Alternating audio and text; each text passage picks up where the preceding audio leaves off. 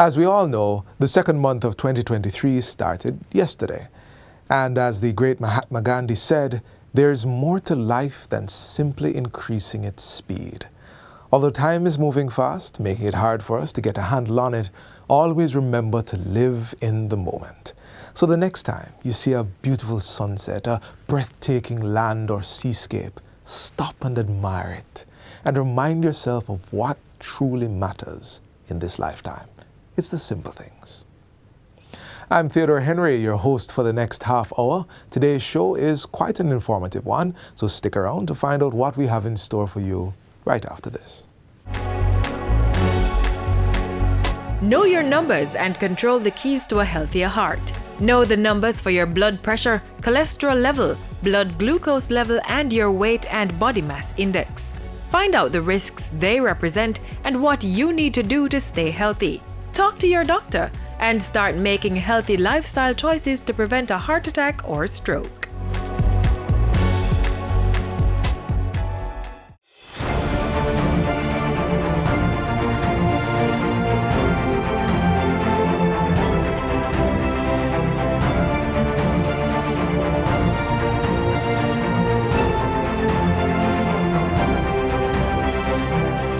What we're doing in our 60th year now, with the establishment of the NIDS, is to ensure that every single Jamaican can be included, accounted for, and properly served with a national identification system. 2022 saw significant gains being made in building out the NIDS infrastructure. Jamaica Post's central sorting office became the first NIDS enrollment centre. 23 other post offices were subsequently designated enrollment centres. The new national ID was unveiled in the House of Representatives. When we think digital, we are ensuring that we make the lives of Jamaicans easier and more hassle-free. Government inked a contract with Fujitsu Limited to digitize 2 million records relating to births, deaths, marriages, and adoptions at the Registrar General's Department, and signed an MOU with the Jamaica Bankers Association to pilot the identity verification and authentication services of NIDS. And Operation Birthright was rolled out, providing birth certificates free of cost to thousands of undocumented Jamaicans in preparation for NIDS.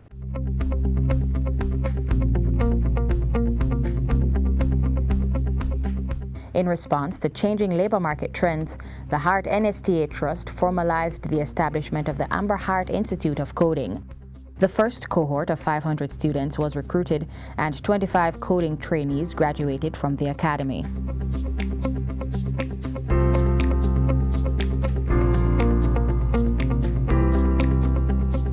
The NHT continued its mission to meet Jamaica's housing demand, breaking ground on new developments and presenting the keys of home ownership to hundreds of beneficiaries. The Prime Minister also announced a new interest rate policy for the NHT to ensure fairness in the distribution of home loans. So that people who sell in the market, the domestic helper, the mechanic, your barber, the shopkeeper, can also get an NHT benefit. Determined to cauterize crime and improve civility, the Prime Minister deployed the JDF to support special security operations during the year. This government is pursuing a comprehensive, sustainable strategy to improve our security and sowing seeds of peace, opportunity, and prosperity. The undeniable value of the zones of special operations is impatient of debate. And the fact is that they are desired by the residents in the affected community. The JDF's capacity was amplified as 256 new Jamaica National Service Corps graduates transitioned to the force. And the Army received the Gender Certification Seal, signaling its commitment to gender equality.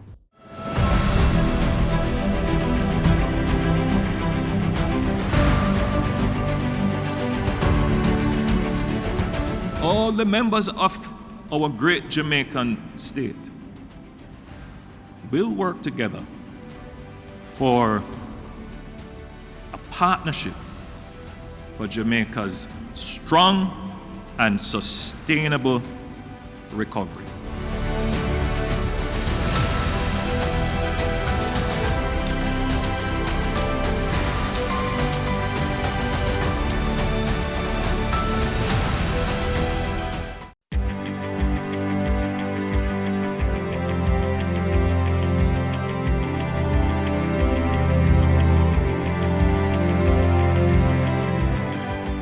develop a sense of purpose that says you're not here by accident. You are here for greatness.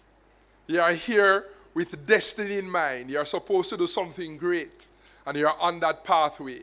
There are persons who are in the departure lounge of life, at the end of their life, and they look back and they have regret because they never took time to uncover and develop a sense of purpose. Why am I here?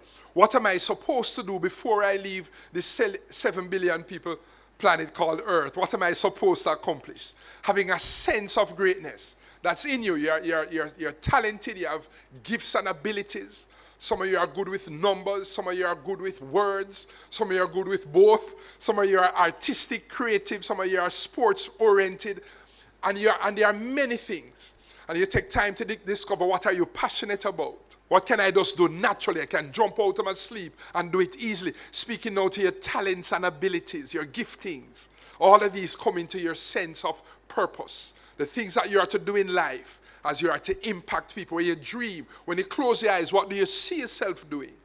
And knowing that the sky is the limit. Second thing I want to say quickly is that you must learn to persevere. I heard Marquis speak about perseverance. Everybody say perseverance.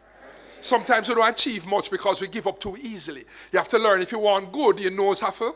Yes, man, you have to get your feelings hurt and still go on. When I was doing my PhD, boy, a man tell me, man, people seem to like you. Wayne, why don't you just leave this program and go back to your country? You have a master's. The PhD is not for you. Why don't go and make money? And that was a racist comment because I was black. I was the only black person in the program. And he was saying things that hurt me, and I didn't want him to see me offended. I left his presence, went into my room, and I cried. But I decided to continue in my effort for excellence. Are you hearing me? And so perseverance means to continue a course of action in spite of difficulty, in spite of opposition. When they fight you down, when bad mind reach you, and they're fighting you down, and they say you're not the right gender, young ladies, and they say you don't deserve to be here, don't pay no attention, press on nonetheless. And it means you also have to have the right people around you. Be careful of the company you keep. As you go through life, you're going to make mistakes. As you go through life, you may fail at something. You want people around you who can encourage you to get up again.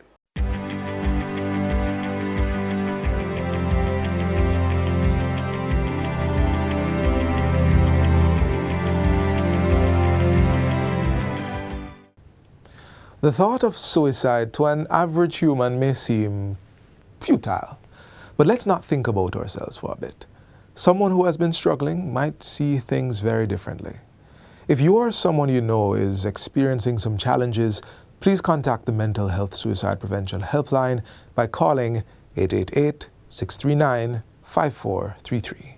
And for other ways to help and be informed, here are some common misconceptions about suicide.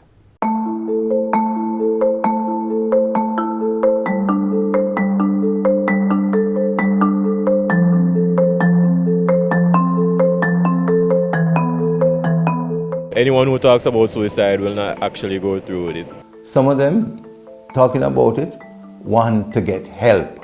But as they talk about it, they can move from talking to planning to executing the plan. So they must be taken seriously. Persons will tell you that it is not necessary that they want to die by suicide, but they don't see themselves having a way out. And so that is why it is important to come alongside them and help them to find a solution. Anyone who tries to kill themselves must mad. A person who attempts to kill himself or herself should not be labeled as mad. There's a stigma associated with suicide in this nation that prevents people from getting help. We look down on people with mental health, and that's something that needs to change. It is said that about 60% of our persons, or even more than that, have mental health challenges of one extent or the other. Are they crazy? No. They are having a difficulty. They are having some struggles with coping, and they need help to cope. So that is what needs to be addressed. And we need to debunk stigma, because that is why people will not try to get help. If someone is determined to kill themselves, nothing is going to stop them. Many times, persons who are at that place of feeling that I have to complete suicide, it is because they feel rotten on the inside or they feel hopeless. If one can come alongside them and help them to see that there is hope, they will change their minds. And many of them have moved on to being able to manage their emotions, their hurts, and to get help. And some of them are even in the business of helping others. And we celebrate that. People who commit suicide are people who are unwilling to seek help. Many times the cries are there. Many times they are shouting out for help, but we ignore them. I want to ask you, the next time you ask somebody, how are you doing? Stop and listen so that you can hear what's going on in their lives. You could just hear the cry for help. You can reason with them and help them to understand that what you're going through, you may be in the middle of your story and you can get help. Talking about suicide may give someone the idea to do it. We want to handle talking about suicide carefully. We should not romanticize it. We need to talk about it appropriately. And I say to us, never ever talk about suicide without directing the person to where they can get help. The Ministry of Health has a helpline, and that is 888-NEW-LIFE. That is 888-639-5433. And also Choose Life International offers help. That is 876-920-7924. And there are many other counseling agencies where people can get help. We talk about the causes, we provide reasons for help, and we have to manage that carefully. If we talk about suicide and talk about how persons can be helped and how they can find hope, then persons are likely to reach out for the help and the hope. And that kind of conversation will not make them suicidal.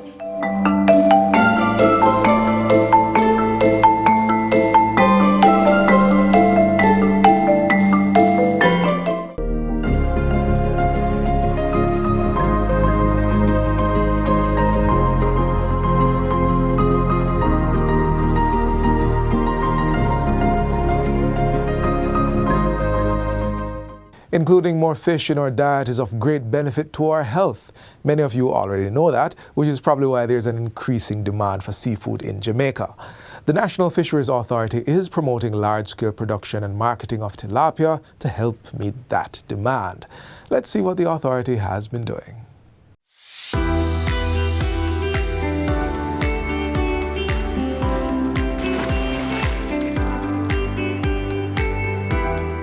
According to the Food and Agriculture Organization, in a 2011 UN-published report, Jamaica has one of the highest levels of fish consumption per capita in the Americas, with 30.6 kilograms of raw fish weight per annum. A substantial portion of the over 80% of marine fish consumed in Jamaica is, however, imported. The National Fisheries Authority is therefore focusing on tilapia production and marketing to meet the growing local appetite for fish. This has become necessary, especially due to the decline in coral reef fish stocks, the increasing demand for seafood, coupled with the huge untapped local market for tilapia, providing a perfect opportunity to increase import substitution.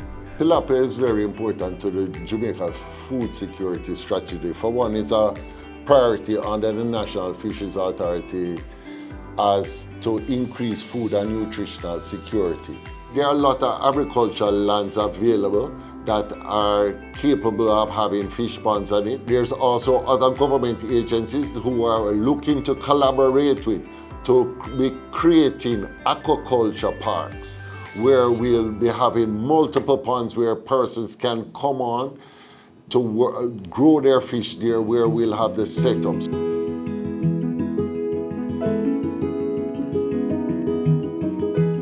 We're teaching our farmers to do this as a business, to do it technically sound, to use the technical advice that the NFA will provide for them so that they will be able to become more profitable, where the growth times will be shorter, where the quality of the fish will be better, where the consumer will be happier.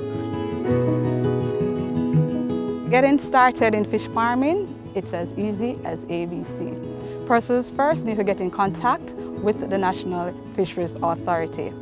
Then, someone from our office will actually come, speak to the person, make arrangement to come and visit the location, and then we'll do what we call a site evaluation. Your next step is to get registered with the National Fisheries Authority. Registration process is easy. You call our office, also someone will come and verify that you are a farmer, and you would need some items such as a government issued ID, 2 passport size pictures certified by a JP, fill out the application form, and only $600. The local industry is regulated and supported by the government to ensure quality standards. Farmers will have to maintain their water quality where possible. They can get it assessed if needed. If you are feeding your tilapia according to stocking density, making sure that they're getting the right quantity of feed, then it reduces the risk of you overfeeding the pond, and feed that is not eaten by the fish will then stay in the pond and become rotted. That will of course disrupt your water quality. This is the algae that they will feed on that will permeate through their system and causes the flesh to taste like mud. Depending on the size of the pond, so if it's a 1 acre pond, well, that 1 acre pond can stock anywhere between 10 to 15,000 advanced fries, and those normally take 6 months to reach maturity. If you live on your farm, it can be extremely profitable. You can make 50% on your investment in every crop. We look for ponds that are not aerated, that are artificially aerated. We look for about 4,000 pounds per acre per crop, and ponds that are aerated, we look for between 6,500 to 8,000 pounds per acre. You have to maintain the best water quality possible, especially as you approach harvest time. A lot of people in Jamaica don't really fully know about tilapia. I introduce it to a lot of people, and some of them are my best customers now. And before that, they never know much about tilapia. Aquaculture, especially that of tilapia, can fill the gap in the health-conscious demand for quality seafood products. Its firm texture and mild flavor makes it ideal for a variety of cooking methods. Tilapia also offers several attractive benefits for the householder and food service providers. Its high appeal and high profit as a center-of-the-plate item. Menu versatility, as tilapia works well with many different flavor profiles. The fact that it is low in calorie and fat for healthy menu applications.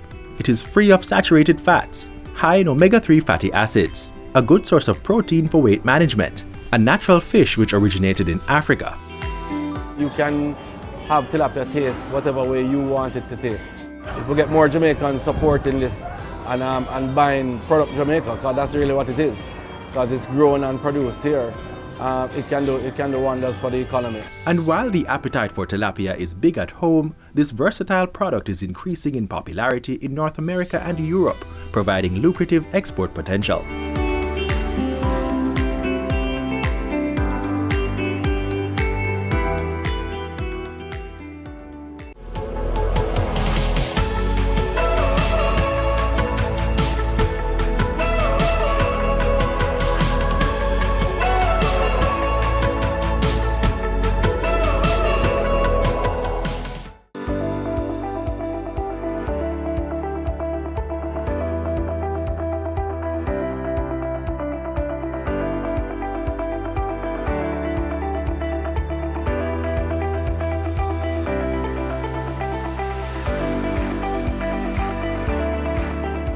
Are you a farmer in need of new equipment? Has your farm been severely affected by the effects of COVID-19? If yes, you might just qualify for a loan under the Development Bank of Jamaica's DBJ's $1 billion agribusiness program. So, if you're a struggling farmer who owns a micro, small or medium-sized enterprise, this episode is for you. But how can you apply? Hi, I'm Shaquille Rochester Shorter and welcome to Finance Matters. Today, I will be speaking with Mr. Paul Chin, Manager of Investor Relationships at DBJ, who will tell us more about how you can apply for assistance under DBJ's Agribiz program. Remember to like, share, and subscribe to our YouTube channel. Follow the Ministry of Finance on Facebook, Instagram, Twitter, and LinkedIn to see all the episodes and highlights. Welcome, Mr. Chin. So my first question to you today is, what is DBJ's Agribiz program and how is it expected to operate? Thanks for having me on your program, Shaquille. So the DBJ's Agribiz program is a program which is developed to assist farmers as well as persons in the agribusiness sector to recover, one, from COVID-19 and to assist them in building back better for the future. So, Mr. Chin, times are hard, farmers are struggling, as we know. But how have DBJ's assistance program been providing grants, if any, or what's the process for doing the loan application? Okay, so the program itself is comprised of 4 components. One, there is a loan component. There is a technical assistance component, which is geared towards assisting farmers in doing business better. There is also a financial training component, and there is a education component which will provide scholarships for 2 students to attend the College of Agriculture, Science and Education, CASE. All right, so you said there are technical assistance. What kind of technical assistance can we expect? So under the program, persons in agriculture, and we're talking not just farmers now, we're talking persons like agro-processors or distributors of farming supplies, can apply for grants of up to $100,000, which can be used for business plans, financial statements, as well as product formulation, among other things. Okay, so you said that it gives 2 students scholarships to CASE. Is it that these scholarships are part of the grant program that DBJ has? These scholarships are part of the overall agribusiness program. So 4 components: loans, technical assistance, the scholarship program, as well as the financial education component. Okay, so how can people apply for these grants or loans? So the loans are applied for through our financial institutions, such as microfinance institutions or approved financial institutions. These are your commercial banks and your credit unions. The grants are applicable or applied for directly through the DBJ or through our partners, which we will announce in the public when the grants are ready. Okay. When are the grants usually ready? The grant component of the program is expected to be ready during the last half of this calendar year. So sometime between October to December, those programs will be ready. So we can look out for grants on DBJ's website during October, November, December. Yes. And you said 2 students will be qualified, or 2 students will be able to be granted these scholarships to study at CASE, right? Yes. The application for those scholarships actually closed on the 16th of September, and the selection process is now underway. Okay. Persons wanting to apply would have to apply for next year. Right. I saw on your social media platform where you have a partnership with RADA. Are you able to tell me about that? So RADA, as you know, is the Rural Agricultural Development Authority, and RADA has responsibility for everything agriculture in Jamaica. Under the Agribiz program, DBJ will be partnering with RADA to provide increased technical assistance to persons selected under the program. So your farmers, persons in agro-processing, as well as persons in distribution can benefit from technical assistance from RADA. All right, so Well, just to follow up on that question, Mr. Chin, so my grandfather is a farmer. Does he have to be registered to be qualified for this assistance? We ask that persons who are going to apply for assistance be, at the very minimum, be registered as a RADA farmer. All right, so just tell us now before we go, where can we find more information about the AgriBiz program?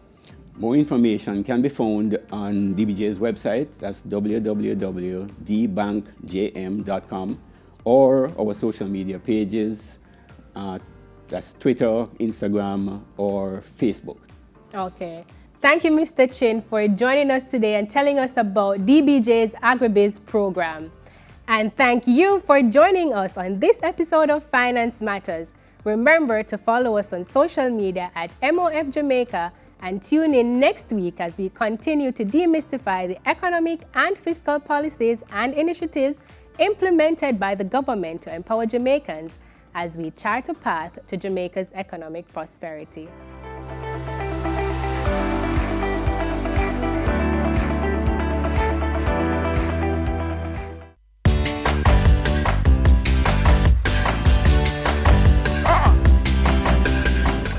How we run go? But I'm there I work for the fitness, man. No, the fitness. I'm a care fitness, man. I'm paying a tax officer. Oh. Yeah. But you don't have to run, man. No respect. No, man. I mean, you don't have to go in there, man. You can pay vehicle fitness online. Yeah? Yeah, man. TJ, make it easy for you now. You know, so now an excuse. Yeah? Yeah, man. Respect, man. Hey, you still have to work on your fitness, though, you know. I'm going to deal with it online. Transformation is happening across the public sector. Many services are now available online. We are building a better public service for all. Brought to you by the Transformation Implementation Unit.